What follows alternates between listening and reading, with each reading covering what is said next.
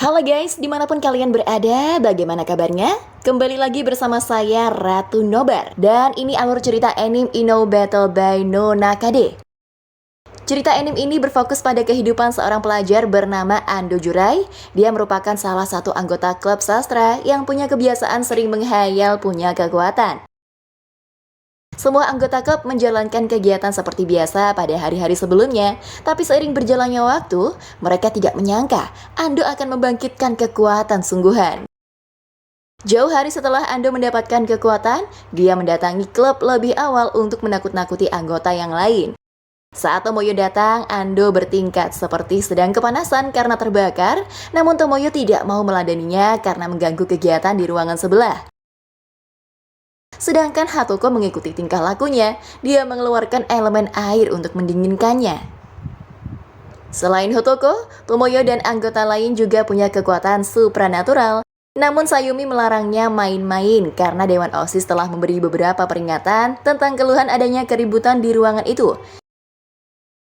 Meski dilarang berisik, bukan berarti mereka tak bisa memakai kekuatannya. Dengan kekuatan pencipta milik Kifuyu, mereka bisa masuk dimensi lain untuk bertarung tanpa menimbulkan keributan. Kekuatan tersebut memungkinkannya untuk menciptakan apapun, termasuk dimensi ruang dan waktu. Selanjutnya adalah Toko. Dia menguasai semua elemen dan bisa memakainya tanpa batas. Tomoyo memiliki kekuatan untuk memanipulasi waktu.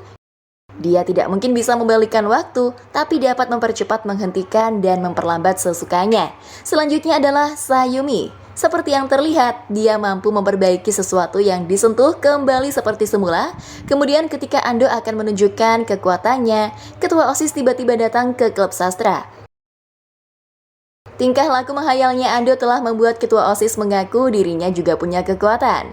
Kekuatannya adalah merebut kekuatan orang lain menjadi miliknya sendiri. Saat Ando menunjukkan api kegelapan dengan begitu mudahnya, Kudo bisa merebutnya. Anggota lain tak ingin membiarkan Kudo bertingkah seenaknya. Makanya Tomoyo dan Sayumi melawannya sampai dia menyerah. Ketua OSIS bisa mengetahui kekuatannya karena pesan dari orang tak dikenal. Hal ini menjadi sebuah petunjuk di mana kekuatan itu berasal. Pada suatu ketika, Ando meminta anggota klub sastra untuk menyusun nama panggilan dan julukan. Karena nama julukan itu dinilai tidak penting, Tomoyo tidak bersemangat saat melakukannya. Tapi dikarenakan Ando sudah membujuk Cipuyu supaya berada di pihaknya, dia pun mau melakukannya. Kemudian ketika Hatoko menunjukkan hasil kerjanya, Ando menolaknya mentah-mentah. Alasannya karena Toko hanya menggunakan warna di awal nama aslinya. Saat giliran Sayumi, Ando memberinya banyak pujian. Ando tidak sadar telah meluluhkan Sayumi dengan perkataannya. Kemudian saat Tomoyo menunjukkan hasil kerjanya, seketika Ando jadi bersemangat. Meskipun awalnya menolak, Tomoyo bisa membuat nama panggilan sesuai dengan selera Ando. Di waktu yang sama, Kudo menegur mereka karena terlalu berisik. Selain menegur, dia juga punya urusan dengan Ando untuk membalas surat cinta darinya. Kudo mengatakan bahwa dia juga menyukainya. Jadi dia langsung mengajak Ando untuk langsung berpacaran. Mendengar hal tersebut membuat Tomoyo dan Kudo sempat bertengkar. Seketika Kudo juga merampas kekuatan mengendalikan waktu yang dimiliki oleh Tomoyo. Oleh karena itu, Ando terpaksa mengikuti alur supaya Kudo mau mengembalikan kekuatannya. Karena surat dari Ando, Kudo jadi salah paham dan beranggapan kalau Ando menyukainya. Kudo menunggu Ando selesai belajar hanya untuk mengantarnya ke ruangan klub. Di tengah perjalanan mereka terlihat seperti pasangan yang sedang mesra-mesraan, maka tidak heran jika jadi bahan perbincangan bagi murid lain yang melihatnya. Kemudian saat Ando tiba di ruangan klub, hampir semua anggota cewek marah kepadanya, terutama Tomoyo yang terlihat cemburu karena dia jalan bareng Kudo. Hatoko dan Kifuyu juga kesal kepadanya. Mereka berusaha mengabaikan Ando dan tidak ingin ngobrol lagi bersamanya. Sebagai ketua klub, Sayumi tidak ingin hal seperti ini terus berlanjut. Makanya dia meminta semua memikirkan cara untuk meluruskan salah paham tersebut. Ando tidak membutuhkan bantuan dari mereka dikarenakan masalah ini karena ulahnya, maka dia sendiri yang akan menyelesaikannya. Pertama-tama Ando minta maaf kepada Kudo, lalu dia menjelaskan kalau surat yang diberikan itu bukanlah surat cinta. Dia menuliskan surat itu bukan karena menyukainya. Mendengar penjelasan tersebut membuat Kudo menangis dan gemetaran. Walau begitu, dia tetap bersikap tegar dan menyembunyikan kesedihannya. Ando dipanggil oleh Satomi Sensei karena selalu memakai kata-kata sulit di setiap pekerjaannya. Saat ditanya alasannya, dia bilang hanya ingin terlihat keren saja. Selain itu, Satomi juga dibuat jengkel oleh kelakuannya karena jawabannya tidak salah. Karena merepotkan, Satomi sudah tidak mau mengurusnya. Lain kali dia akan meminta guru lain yang mengoreksi pekerjaannya. Selain Ando, murid lain yang namanya Sagami juga punya urusan dengan Satomi. Dia ingin mengambil HP yang disita saat jam pelajaran. Selang beberapa waktu, Sayumi mengajak Ando pergi ke klub sastra. Hari ini mereka akan mengadakan rekreasi dengan bermain bola tenis. Berkat kemampuan Kifuyu, mereka bisa bermain di tempat terbuka dengan mengenakan peralatan lengkap, baik lapangan dan seragamnya, semua diciptakan oleh dirinya. Saat bermain tenis, Tomoyo mencoba menghentikan waktu dengan kekuatannya, namun pukulannya malah meleset dan memantul ke arah wajahnya, lalu Ando dimarahi habis-habisan karena melihat celana dalamnya. Ketika bergantian pasangan, Hatoko membuat Ando sangat kesusahan. Selain karena punya kekuatan, Hatoko juga lebih atletis dari kelihatannya. Di saat Ando dan teman-temannya pulang dari sekolah, Ando kehilangan buku catatan yang berharga baginya. Karena buku itu sangat penting, dia akan kembali ke sekolah dan minta semuanya pulang duluan saja. Saat itu, dia ingin segera mencatat julukan yang terlintas di pikirannya. Kemudian teringat masa lalu ketika diberi nama panggilan aneh. Saat itu Ando memberinya nama julukan baru, sehingga yang lainnya berhenti memanggil dia dengan nama aneh. Selain Hatoko, Sayumi juga menganggap Ando sebagai cowok yang bisa diandalkan. Meski kebiasaan menghayalnya berlebihan, dia orang yang paling peduli dengan teman-temannya. Sementara Ando yang telah tiba di ruangan klub bertemu dengan pria bernama Kiryu. Pria itu memiliki aura dan tingkah laku yang sama seperti dirinya. Oleh karena itu mereka bisa langsung akrab meski baru pertama kali bertemu. Selain itu ada hal lain yang cukup mengejutkan. Ternyata Kiryu merupakan kakaknya Tomoyo dari ibu yang berbeda. Dulu dia merupakan anak yang populer dan berprestasi, tapi semuanya berubah semenjak dia berkata kalau dunia ini ada yang salah. Di hari selanjutnya Chifuyu bilang kepada Ando kalau dirinya akan berhenti sekolah. Ando tentu saja kaget mendengarnya, tapi dia langsung membawanya pergi supaya Chifuyu tidak terlambat. Saat itu dia tidak bisa memakai portal teleportasi karena ada banyak orang yang bisa melihatnya. Makanya Ando mengantarkan Chifuyu sambil berlari dan menggendongnya. Pada akhirnya mereka bisa datang tepat waktu, tapi Ando tidak sempat menanyakan alasan kenapa Chifuyu bilang mau berhenti sekolah.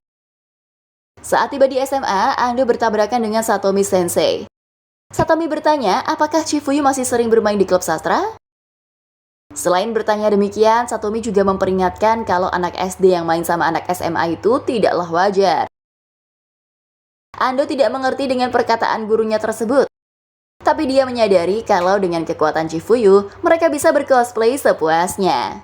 Untuk itu, Ando menyiapkan sebuah kotak yang berisikan tulisan cosplay apa yang ingin mereka pakai. Kemudian, Chifuyu menciptakan kostumnya untuk digunakan. Saat itu mereka tampak menikmatinya, tapi situasinya langsung berubah saat Satomi Sensei datang ke sana. Satomi punya urusan dengan Chifuyu atau anak kakaknya. Dia datang ke sana karena Chifuyu pulang lebih awal untuk main di klub sastra. Karena terlalu sering pergi ke SMA, waktu bermain Chifuyu dengan temannya yang bernama Koki jadi terganggu. Oleh karena itu, Koki meminta Chifuyu agar tidak lagi datang ke sana. Tapi Chifuyu tidak mau menurutinya. Dia memiliki suatu alasan untuk tetap datang ke sana. Ketika Ando sedang ganti pakaian, Chifuyu menyeretnya ke rumahnya. Awalnya Ando berniat untuk membantu menyelesaikan masalah di antara mereka, tapi semuanya jadi tambah rumit karena Ando datang saat ganti pakaian. Walau begitu, Ando belum menyerah. Dia sengaja mendatangi tempat lesnya Koki untuk bicara langsung dengan dirinya. Ternyata alasan kenapa Koki menjauhi Chifuyu yaitu karena dia tidak suka dibohongi atau dirahasiakan sesuatu dari dirinya. Untuk menghadapinya, Ando memutuskan akan membocorkan rahasianya. Dia bilang, Sebenarnya dia adalah lolicon akut, artinya dia hanya melihat anak SD sebagai lawan jenis. Makanya hanya bermain dengan Chifuyu saja sudah membuatnya puas. Ucapan tersebut membuat Koki ketakutan. Dia juga berkomentar rahasianya lebih hina dari yang dia kira. Di hari selanjutnya, Ando membawa gitar ke ruangan klub. Tomoyo beranggapan Ando ingin menarik perhatian dengan membawa gitar ke sekolah, padahal sebenarnya dia tidak bisa memainkannya. Karena Ando terlalu banyak omong, Sayumi menyuruh dia untuk menunjukkannya. Dan pada saat bersamaan, Chifuyu datang lalu memohon ingin meminjam gitarnya. Ando tidak mau meminjamkannya. Untuk menolak permintaannya, dia mengatakan kalau gitar itu adalah bagian dari hidupnya. Mendengar alasan tersebut, Chifuyu langsung mengujinya dengan menciptakan salinan gitar yang sama persis. Ando harus bisa membedakan di mana gitar yang asli dan menghancurkan gitar yang satunya lagi. Tanpa berpikir panjang, Ando menghancurkan keduanya. Dia beranggapan kalau kedua gitar itu bukan miliknya, padahal sih aslinya salah satu gitar yang dihancurkan merupakan gitar yang dia bawa. Karena terlalu fokus dengan gitarnya, Ando kelupaan tidak membawa tas. Lalu saat ia kembali untuk mengambilnya, dia melihat Tomoyo sedang menghayal menjadi sosok yang mengetahui seluk-beluk dunia. Selama ini Tomoyo sering mengejek Ando sebagai anak tukang menghayal. Makanya dia sangat malu sampai merasa ingin mati saja saat Ando melihat dirinya sedang menghayal. Walau begitu, Ando tidak mengejeknya sedikit pun. Malahan dia sangat tersentuh karena akhirnya bisa bertemu dengan rekan seperjuangan. Selain ketahuan suka menghayal, Tomoyo juga ketahuan sedang membuat novel. Dia selalu menyembunyikan hal itu dari temannya karena mengira akan ditertawakan. Tapi ternyata Ando tidak menertawakannya, malahan dia mendukung segala sesuatu yang diperjuangkan oleh Tomoyo. Untuk itu, Ando mencoba memberi semangat dengan mengeluarkan kekuatan api miliknya. Di lain waktu, Tomoyo memenangkan babak pertama dalam perlombaan penulis pemula. Untuk merayakan kemenangannya, Ando akan mentraktirnya ke suatu tempat. Karena Ando yang mengajaknya, Tomoyo sempat beranggapan Ando akan mengenakan pakaian aneh.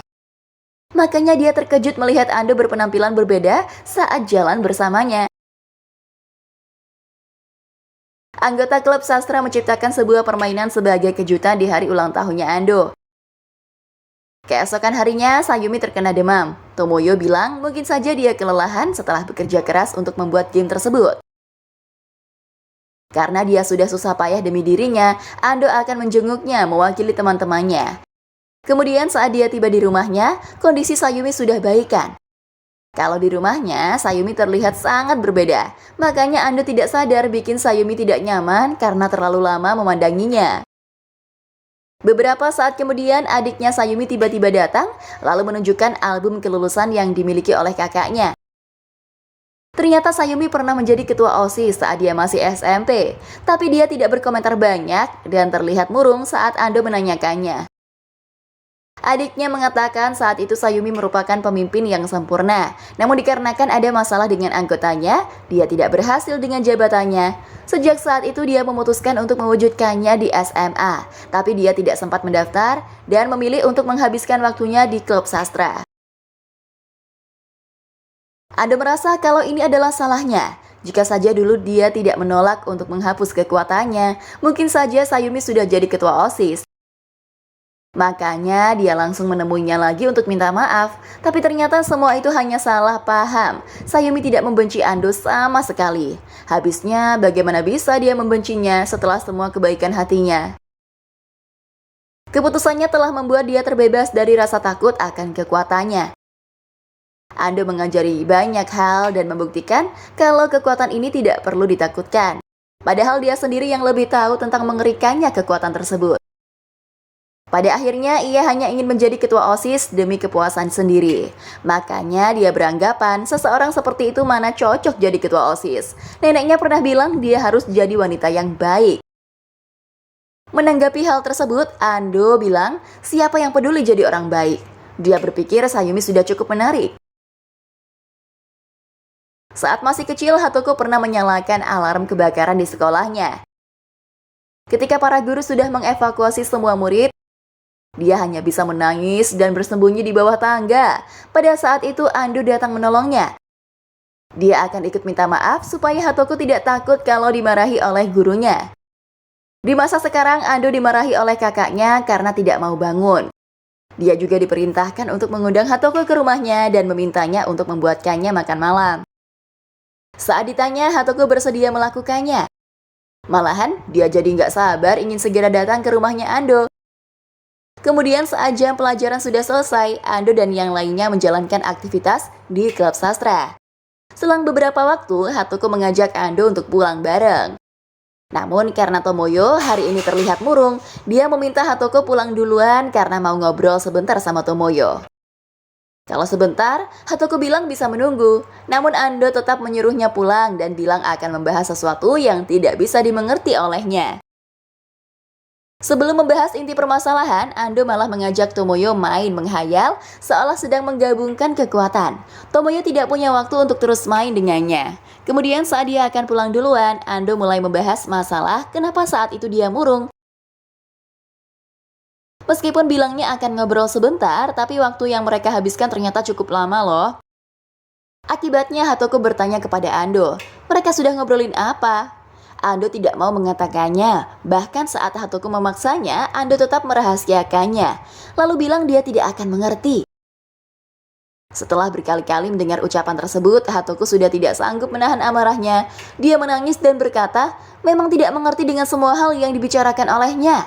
Jadi dia memohon supaya Ando menjelaskannya agar dirinya bisa mengerti. Saat itu, Hatoko tidak tahu kenapa dirinya bisa marah.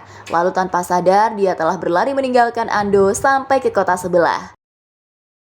Berkat perkataan Kiryu, Hatoko bisa mengerti apa yang terjadi pada dirinya. Tapi di saat bersamaan, Hatoko pingsan akibat terpengaruh kekuatan Kiryu. Ando dan teman-temannya bersama-sama mencari Hatoko, namun dikarenakan Hatoko belum juga ditemukan, mereka pun memutuskan akan mencarinya dengan bantuan kekuatan. Beberapa hari sebelum kejadian, Kiryu Hajime telah memenangkan banyak pertarungan dalam perang peri. Kali ini dia bertarung melawan pemilik kekuatan lain yang bernama Yukawa Tohei. Dengan mengatakan dia tidak akan melawan dengan kekuatan, Kiryu berhasil membuat lawannya jadi lengah. Yukawa tidak bisa menang karena sudah mempercayai perkataan musuhnya. Meskipun orang itu kalah dalam keadaan terluka parah, tanpa terkecuali mereka bisa kembali ke kehidupan semula, tapi tidak punya ingatan tentang perang sedikit pun. Alasannya karena perang ini dibuat supaya tidak mengganggu kehidupan manusia. Tampaknya para peri melakukan semua itu hanya sebatas hiburan bagi mereka saja. Kiryu Hajime merupakan seorang pemimpin dari pengguna kekuatan yang cukup kuat. Selain mereka, ada kelompok yang lebih kuat yang ingin menghentikan perang tersebut. Awalnya Kiryu tidak memperdulikannya, namun dikarenakan ada peri yang keberatan, salah satu bawahannya bertindak sendiri untuk melawan mereka. Di saat teman-temannya berada dalam bahaya, Hajime segera datang menghentikan serangan musuhnya. Orang yang mereka hadapi saat itu merupakan pengguna kekuatan yang tak terkalahkan. Akan tetapi, Hajime berhasil menjadikan dia sebagai rekannya hanya dengan memberikan permen karet. Setelah mendapatkan anggota baru, Hajime ingin menambah anggota lain yang bisa menyembuhkan lukanya. Satu-satunya orang yang punya kekuatan seperti itu hanyalah Sayumi yang berasal dari klub sastra. Itulah alasan kenapa mereka menangkap Hatoko. Mereka salah mengira Hatoko yang punya kekuatan tersebut. Sementara Ando dan yang lainnya sudah berkumpul di ruangan klub. Sayumi mencoba membangkitkan kekuatan lanjutan sehingga anggota klub yang hilang bisa berkumpul lagi bersama mereka. Dengan begini maka Ando bisa menjelaskan semuanya dan berbaikan dengan Hatoko. Tomoyo juga ikut menjelaskannya supaya salah paham di antara mereka bisa terselesaikan. Di belakang gedung sekolah, Tomoyo menunjukkan novel buatannya supaya Ando memberikan pendapatnya. Tomoyo bersyukur karena di saat seperti itu Ando bisa menjadi orang normal. Walau selalu terlihat seperti orang bodoh, Tomoyo berpikir kalau Ando itu sangat hebat. Ando bilang sebenarnya dia pernah berniat untuk menyudahi kebiasaan menghayalnya. Namun saat berada di bangku SMP, seorang gadis yang menggunakan wig warna perak telah merubah jalan hidupnya. Mengetahui hal tersebut membuat Tomoyo malu sendiri. Ternyata Tomoyo lah yang telah mempengaruhi Ando jadi orang seperti itu. Selang beberapa waktu, klub sastra mengadakan belajar bersama di ruangan klub mereka. Di saat yang lainnya sedang fokus belajar, hanya Ando saja yang tidak bisa tenang. Dia membuat suatu candaan dengan mengatakan ingin membangkitkan kekuatannya lagi. Candaan tersebut sangat tidak lucu. Mengingat kejadian sebelumnya, Ando diminta untuk berjanji tidak akan membangkitkan kekuatannya lagi. Malahan, dia diminta untuk menyegel kekuatan tersebut. Setelah menyadari peringkatnya ada di bawah Ando, Tomoyo memutuskan untuk belajar lebih giat lagi. Dia merasa malu karena dikatai lebih bodoh dari Ando. Kemudian setelah ujian selesai, Ando dan yang lainnya kembali berkumpul di ruangan klub. Mereka sibuk membersihkan ruangan itu untuk persiapan liburan musim panas. Tampaknya Tomoyo belum bisa mengalahkan Ando pada ujian kali ini. Dia terlihat sangat kesal saat Ando menanyakannya. Ketika Chifuyu sedang berduaan dengan Ando, dia merasa ada yang aneh dengan dirinya. Ia bilang pada temannya kalau dadanya terasa sesak dan wajahnya jadi memerah saat memikirkannya. Pada saat yang sama, Sagami mendekati Sayumi. Dia menyadari Sayumi punya perasaan kepada Ando dan ingin mendukungnya. Sedangkan Hatoko bilang kepada Tomoyo dia benar-benar menyukai Ando. Makanya sebagai orang yang paling mengerti tentang Ando, Hatoko merasa harus memberitahu ini kepada Tomoyo. Tomoyo tak bisa berhenti memikirkan perkataan yang diucapkan oleh Hatoko. Dia tidak mengerti kenapa hal itu bisa membuatnya jadi gelisah. Sementara Ando memiliki janji dengan Chifuyu untuk pergi ke kolam renang. Sebagai sahabatnya, Koki tidak akan membiarkan Chifuyu berduaan dengan Ando. Makanya dia ikut ke kolam renang untuk menyadarkan Chifuyu kalau Ando itu bukanlah orang yang baik. Pertama-tama, Koki berencana akan memesan semua makanan di setiap kios. Dengan begitu, maka dompetnya akan habis dan mereka bisa tahu kalau Ando itu orang yang pelit. Yang kedua, Koki mencari gara-gara untuk menyadarkannya. Ando adalah lelaki pengecut. Kemudian yang terakhir, menguji kecerdasannya. Apabila Ando bodoh, Koki beranggapan bisa menunjukkan keburukannya. Dikarenakan Ando tidak punya kelemahan, dia bukannya membuat kesan buruk, tapi justru sebaliknya. Pada akhirnya Koki malah ikut beranggapan kalau Ando itu cowok yang keren. Ando meminta Koki untuk selalu berteman dengan Chifuyu. Setelah lulus SMA, klub sastra pasti bubar, makanya dia sendiri tidak berpikir bisa selamanya menjaga Chifuyu. Di hari selanjutnya, Ando mendapat panggilan dari Sayumi. Saat itu, Sayumi mengajaknya bermain ke kolam renang yang kemarin dia kunjungi. Sejauh ini, Sayumi bertindak sesuai arahan dari Sagami. Sagami telah mengatur jadwal hingga memilihkan pakaian renangnya. Sayumi tidak ingin menuruti semua perintahnya, tapi Sagami telah melakukan sesuatu sehingga dia tidak bisa membantahnya. Lalu saat jalan bersama Ando, Sagami memberi peringatan kalau baju renangnya itu bisa tembus pandang. Akibatnya, Sayumi jadi sangat berhati-hati agar tidak terkena air, sementara Ando selalu mengajaknya ke tempat yang basah. Makanya dia jadi pusat perhatian karena melakukan sesuatu yang tidak biasa. Kemudian ketika Ando memujinya, Sayumi diam lalu terkena cipratan air. Seketika dia jadi sangat kesal karena sudah dipermainkan. Karena tidak tahan, Sayumi mencarinya dan memukul wajahnya Sagami. Sejak saat itu, dia tidak mau dijadikan sebagai bonekanya lagi. Tomoyo mengingat pertemuan pertamanya dengan Ando. Saat itu dia sedang kesusahan, memperbaiki rantai sepedanya yang terlepas. Meski tidak saling mengenal, Ando mencoba untuk membantunya, namun Tomoyo malah mengatakan sesuatu yang aneh kepadanya. Dia bertingkah seakan menjadi karakter di dunia fiksi. Ando memintanya berhenti melakukan seperti itu. Ando bilang suatu hari dia pasti akan menyesal dan beranggapan kalau tingkah lakunya sangat memalukan. Tomoyo tidak terima dengan ucapannya. Dia sangat yakin kalau dunia fiksi yang disukainya ada di hatinya. Di tengah liburan musim panas, Ando bersama dengan keluarganya pergi ke pantai bersama. Selain datang dengan keluarganya, Hatoko juga diajak karena sering membantu mereka. Sambil melihat informasi dari majalah, Hatoko berniat untuk membuat Ando menyukainya. Di lain tempat, Tomoyo datang ke kolam renang. Awalnya dia ingin mengajak Ando pergi bersamanya, namun dikarenakan Ando tidak bisa hadir, dia pun datang ke sana sendirian. Di malam harinya, Hatoko memberitahu Ando dia telah berbuat jahat pada Tomoyo. Akan tetapi, dia tidak memberi penjelasan yang lebih rinci. Mengesampingkan hal tersebut, Hatoko menanyakan sesuatu kepadanya. Intinya, jika dia sudah lulus atau masuk kampus yang berbeda, dia khawatir saat mengobrol dengannya seperti ini suatu hari akan hilang. Ando mengatakan Hatoko itu teman paling berharga bagi dirinya. Walau sudah beranjak dewasa, tidak akan merubahnya. Beberapa hari setelahnya, Ando dan Tomoyo pergi ke festival bersama-sama. Berhubung Ando yang telah mengajaknya, maka dia ingin mentraktirnya. Kemudian setelah berkeliling berdua, Ando mengajaknya ke tempat yang sepi. Di sana Ando bertanya kepada Tomoyo, apakah ada yang ingin dia sampaikan? Ando telah mendengar dari Hatoko bahwa Hatoko telah berbuat jahat kepadanya. Mengenai masalah tersebut, Tomoyo tak bisa memberitahunya. Namun mengingat semua kebaikan yang dilakukan oleh Ando, membuat Tomoyo tersadar dia sangat menyukai Ando. Sesaat sebelum musim panas berakhir, Kudo didatangi oleh seseorang. Kemudian saat semuanya kembali bersekolah, dia langsung mendatangi klub untuk merebut kekuatan anggota klub sastra. Hal ini mengakibatkan Hatoko dan Chifuyu kehilangan kekuatannya, sedangkan yang lainnya masih aman. Berkat Tomoyo yang memindahkannya dengan menghentikan waktu, saat itu Kudo terlihat seperti bukan dirinya sendiri.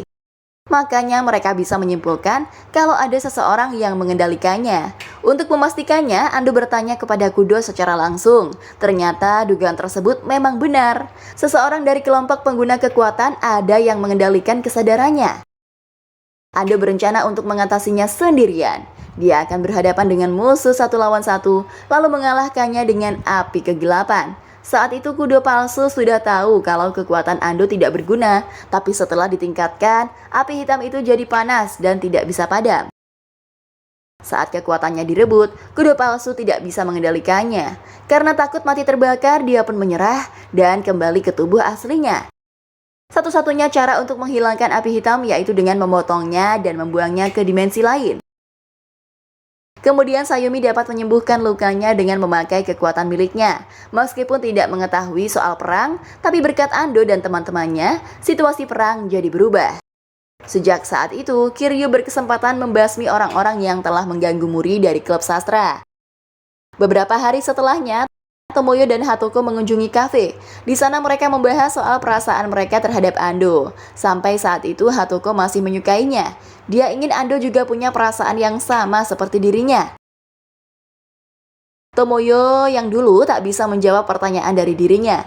Tapi sekarang dia bisa mengatakan kalau dirinya juga menyukai Ando. Di lain waktu, Ando memamerkan kekuatannya di depan Chifuyu. Tomoyo langsung menghentikannya karena kelakuan konyolnya itu membuat dia ikutan malu. Sejak saat itu mereka melewati hari-harinya sebagai murid biasa. Sekian review dari Ratu Nobar. Terima kasih dan sampai jumpa di video selanjutnya. Bye-bye.